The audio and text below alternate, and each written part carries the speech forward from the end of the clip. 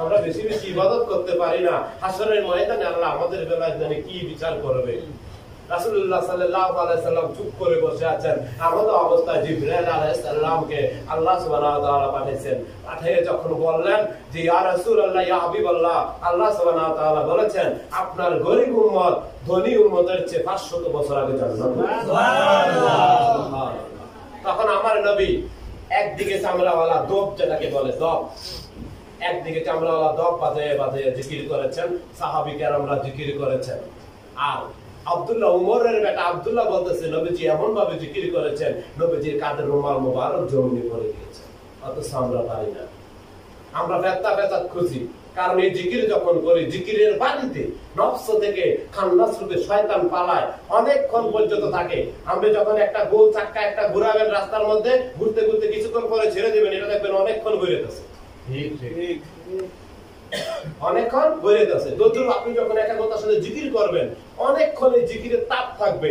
আল্লাহ আল্লাহ জিকিরের তাজাল্লি, আল্লাহর জাতি নাম, এই জিকিরের তাজাল্লি নফসের মধ্যে যখন ধাক্কা পড়বে, খান্নাস রূপে শয়তান অনেকক্ষণ এই নফসে আসতে পারে না, আপনার নামাজের একাগ্রতা নষ্ট করতে পারে না। এই জন্য নামাজের পূর্বে যদি, নামাজের আগে যদি আপনি জিকিরে জোরে 5 মিনিট ন্যূনতম করতে পারেন, নামাজের মধ্যে একাগ্রতা হুজুরি কলব পয়দা হবে। বলেন সুবহানাল্লাহ। তাহলে আমি বলতেছিলাম খোদা দাবি, নবী দাবি করা যাবে না। নবী দাবি কি? সবাই আমার আনুগত্য করো। ধরেন আমি একটা প্রতিষ্ঠানে আছি, বস, সবাই আমার আনুগত্য করতেই হবে, নয়তো আমার রাগ আসে। এটা হচ্ছে নবী দাবি। আমি একটা সংসারে আছি, আমি যাহা বলি তা হতে হবে, এটা হচ্ছে খোদা দাবি। ধরেন আমি শাশুড়ি, আমি যাহা বলি সংসারে তা হতে হবে, এটা খোদা দাবি। ধরেন আমি শ্বশুর, আমি যাহা বলি সংসারে তা হতে হবে, এটা খোদা দাবি। ধরেন আমি একটা ব্যবসা প্রতিষ্ঠানের প্রধান কর্মকর্তা, আমি যাহা বলি আমার প্রতিষ্ঠানে তা হতে হবে, এটা খোদা দাবি। যে জায়গা থেকে আমি যাহা বলি তাহা হতে হবে, আমার হুকুম থাকতে হবে, আমার হুকুম অটুট থাকতে হবে, এটাই খোদা দাবি। আর আমার আনুগত্য করতে হবে, এটা হচ্ছে নবী দাবি। তাহলে বলেন আমাদের অনেকের মধ্যে এটা আছে? আমাদের অনেকের মধ্যে এটা কাজ করে। অথচ আল্লাহ কত দয়ালু, কত মানুষ নামাজ ছেড়ে দেয়। আমার আল্লাহ হুকুমজারির মালিক হইয়াও রাগ করে, সবারই একসাথে খাওয়ায়, সবারই অক্সিজেন দেয়, শ্বাস নেওয়ার তৌফিক, কিন্তু আমরা মানুষ তা পারি না। আমাদের পারার দরকার আছে। এটাই হচ্ছে সবচেয়ে বড় জিহাদ। সবচেয়ে বড় জিহাদ লা ইলাহা ইল্লাল্লাহু মুহাম্মাদুর রাসূলুল্লাহ। লা ইলাহা ইল্লাল্লাহ, খোদা দাবি করা যাবে না, কোনো ইলাহ নাই, কোনো মাবুদ নেই আল্লাহ ছাড়া। মুহাম্মাদুর রাসূলুল্লাহ, তিনি নবী, আনুগত্যের জন্য তিনি নবী, আমার আনুগত্য না, আনুগত্য করতে হবে নবী সাল্লাল্লাহু আলাইহি সাল্লাম। লা ইলাহা ইল্লাল্লাহ মানে আল্লাহর হুকুম জারি হবে, আমার হুকুম জারি নয়। মুহাম্মাদুর রাসূলুল্লাহ মানি মুহাম্মাদুর রাসূলুল্লাহ আনুগত্য হবে, আমার আনুগত্য নয়। সুবহানাল্লাহ। মুহাম্মাদুর রাসূলুল্লাহ আনুগত্যের জন্য আমি অন্যকে বলবো তুমি করো, নিজেও করো। আল্লাহ সুবহানাহু ওয়া তাআলার হুকুম প্রতিষ্ঠিত থাকার জন্য আমি অন্যকে বলবো আমার মধ্যেও প্রতিষ্ঠিত করব। এই হচ্ছে লা ইলাহা ইল্লাল্লাহ মুহাম্মাদুর রাসূলুল্লাহ। আপনি মুখে বলেন লা ইলাহা ইল্লাল্লাহ, আমি যাহা বলি হতে হবে, লা ইলাহা ইল্লাল্লাহ আপনার মধ্যে প্রতিষ্ঠিত নাই। আপনি মুখে বলেন মুহাম্মাদুর রাসূলুল্লাহ, আমার আনুগত্য করতে হবে, লা ইলাহা ইল্লাল্লাহ মুহাম্মাদুর রাসূলুল্লাহ আপনার মধ্যে। আমার কথা বুঝতে পারছেন? এই জন্য আমাদেরকে জিহাদ করতে হবে। আল্লাহ সুবহানাহু ওয়া তাআলা কোরআন থেকে অসংখ্য আয়াত আপনাদের সামনে তুলে ধরেছি জিহাদের ব্যাপারে।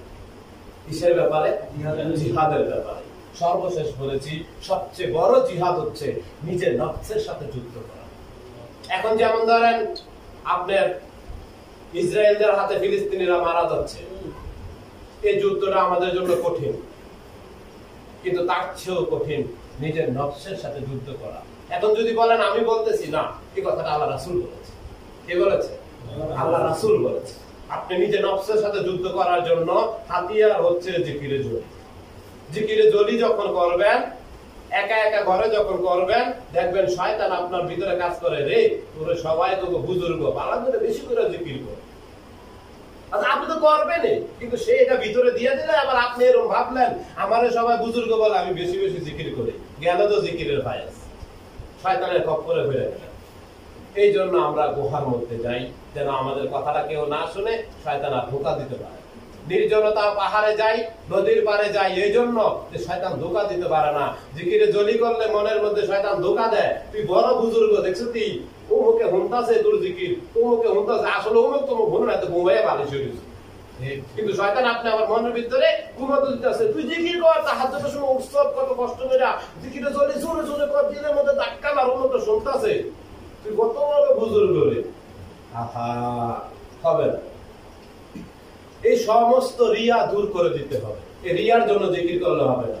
আবার আমরা মজলিসের মধ্যে যখন জিকিরে জলি করি, জিকির তো দিনের মধ্যে আসে না, হুম হুম হুম করি, পরিবেশ নষ্ট করি, কত বড় বুজুর্গ সে।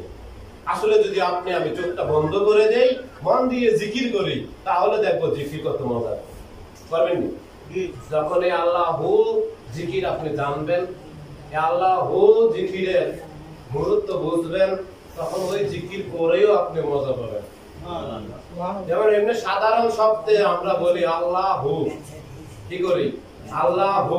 এই জিকির শুরু করাতেও আমরা বলি আল্লাহু, জিকির শেষ করাতেও আমরা হু দিয়ে শেষ করি। কি করি? হু দিয়ে শেষ করি। কিন্তু যখন জিকির চলে, শ্বাস প্রশ্বাসের সাথে মিল রাখতে হয়। এই জন্য শ্বাস টান দিলাম, শ্বাস ছাড়লাম, এই ছাড়ার সময় হু, টান দিতে সময় আল্লাহ, হু আল্লাহ, হু আল্লাহ। এইভাবে যখন চাপ দিবেন, তো শ্বাস বাড়িতে সময় প্রেসার করে, শ্বাস ভিতরে যায় কম, বার হয় বেশি।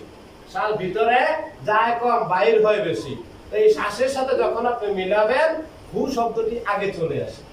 কিন্তু শুরুতে যদি আপনি আল্লাহ হু বলে শুরু করেন, আবার শেষও আল্লাহ হু বলে শেষ করেন, সমস্যা নাই। কিন্তু মাঝখানে ওই আল্লাহ হু এর সাথে মিল রেখে শ্বাসের সাথে মিলিয়ে নিতে হবে, হু আল্লাহ, হু আল্লাহ। কিন্তু প্রথমে আমরা আল্লাহ বলেই শুরু করি।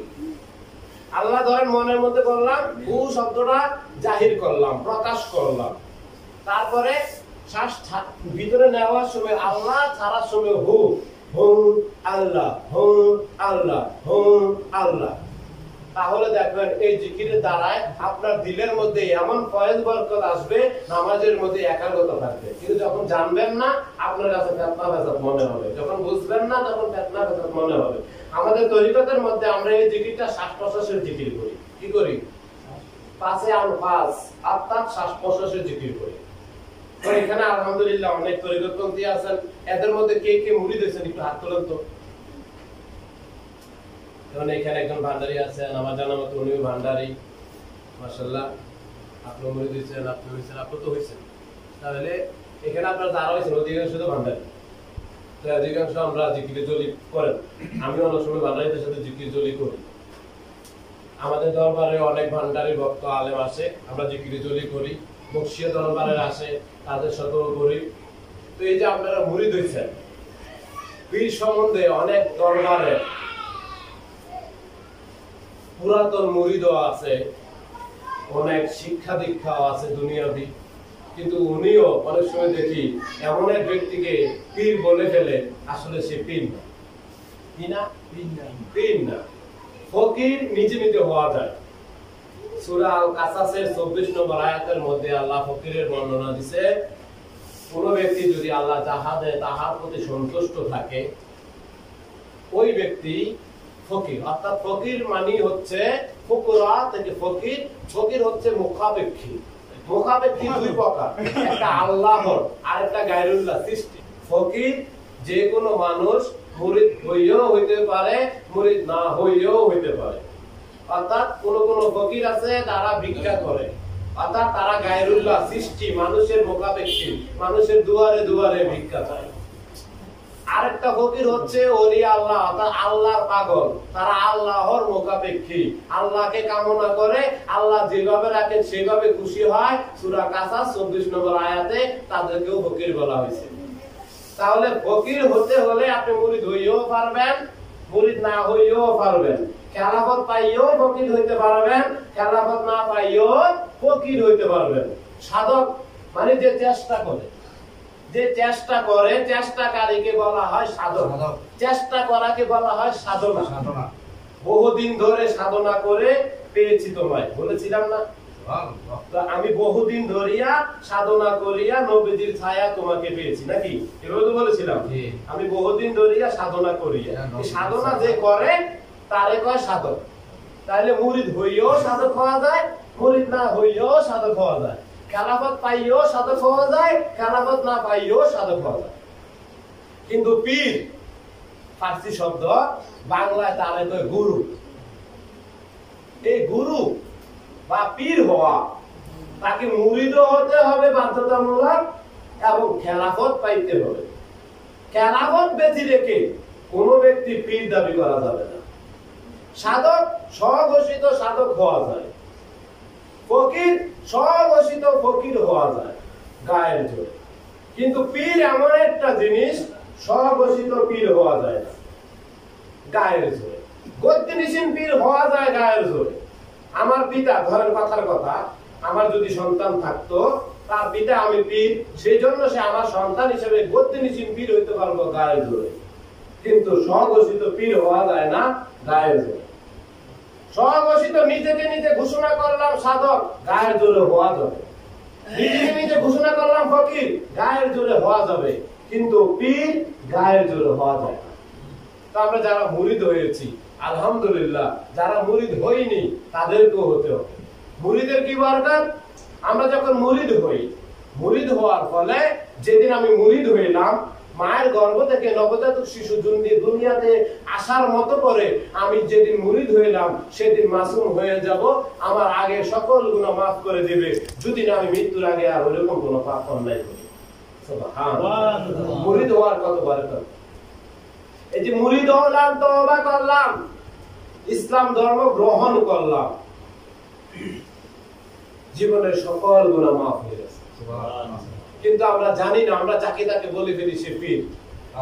বেলায়েতে খেলাফত প্রাপ্ত হতে হবে। কোরআনুল কারীমে বলা হচ্ছে খাতামান নবীন, নবী খতম, আর নবী আসবে না। আদম থেকে ঈসা তক যত নবী এসেছেন, আমার নবী তাদেরকে নবুয়তি দান করেছেন, সেটাকে বলা হয় রিসালাত। আমার আল্লাহ সুবহানাহু ওয়া তাআলার শক্তিকে বলা হয় তাওহীদ। আর আমার আল্লাহর রাসূলের ক্ষমতাকে বলা হয় রিসালাত। আর ওলি আল্লাহদের ক্ষমতাকে বলা হয় বেলায়েত। তো আমার নবী রিসালাতের মালিক বানাইছেন আল্লাহ সুবহানাহু ওয়া তাআলা। আদম থেকে ঈসা তক প্রত্যেক নবীকে আমার নবী খেলাফত দিয়েছেন, রিসালাত দান করেছেন, এই জন্য নবী হয়েছেন। আপনাকে আমাকে জানতে হবে, তর্ক লাগবে না। কোন নবী নবী হইতে পারতো না যদি আমার নবী খেলাফত না দিতেন। আল্লাহর বান্দা হিসাবে আল্লাহ সৃষ্টি সূত্রে খেলাফত দান করেছেন। আল্লাহ বলেছেন আমি খলিফা সৃষ্টি করব। আমি আল্লাহর খলিফা হিসাবে সৃষ্টি হয়েছি, আল্লাহর খলিফা হয়ে গিয়েছি। কিন্তু রিসালাত আর বেলায়েতের খেলাফত মালিক আছে। কে আছে? মালিক আছে। আল্লাহ বানাই দিয়েছে, এটা আল্লাহ রাখছে না। ইন্না আতাইনাকাল কাউসার। রাসূলকে আল্লাহ দান করেছেন রিসালাত। রিসালাতের মালিক হচ্ছে রাসূল। আমার নবী যাকে রিসালাত দান করেছে সে হয়েছে নবী। আমার নবী এসে গেছেন, সভাপতি সমাপ্ত করে দিয়েছেন রিসালাতের ক্ষমতা। নবী খাতামান নবীন, আর নবী হবে না। আমার নবী বলেন এবার আমি খেলবো পীর মুর্শিদের বেলায়েতের শক্তি দিয়ে। মাওলা আলীকে দিয়ে শুরু করেছেন। কাকে দিয়ে? মাওলা আলীকে দিয়ে শুরু করেছেন। আমি আজকে খোদা দাবি, নবী দাবি, জিহাদ বিষয়ে আলোচনা নিয়েছি। এর মধ্যে এগুলোর আমাদের জন্য হাতিয়ার, আমাদেরকে জানতে হবে। আমরা যথাযথ একজন ব্যক্তিকে পীর মনে করি, পীর মানি না। যথাযথ পীর হওয়া যায় না। স্বঘোষিত রাজা হওয়া যায় গায়ের জোরে। জনগণ সবাই মিললে যখন তাকে রাজা বানায়, সে হচ্ছে রাজা, প্রকৃত রাজা। আর যখন গায়ের জোরে জনগণের উপরে ক্ষমতা দেখাইয়া রাজা হয়, সে হচ্ছে স্বঘোষিত রাজা। এরকম স্বঘোষিত সাধক হওয়া যায়, স্বঘোষিত পীর ফকির হওয়া যায়, কিন্তু পীর স্বঘোষিত হওয়া যায় না। পীর একজন পীরে পীর বানাবে। কে করবে? একজন পীরে তাকে পীর বানাবে। একজন পীরের সাথে সে থাকবে, বেলায়েতের শক্তির মধ্যে সে খেলবে। কি করবে? বেলায়েতের শক্তির মধ্যে সে চলবে।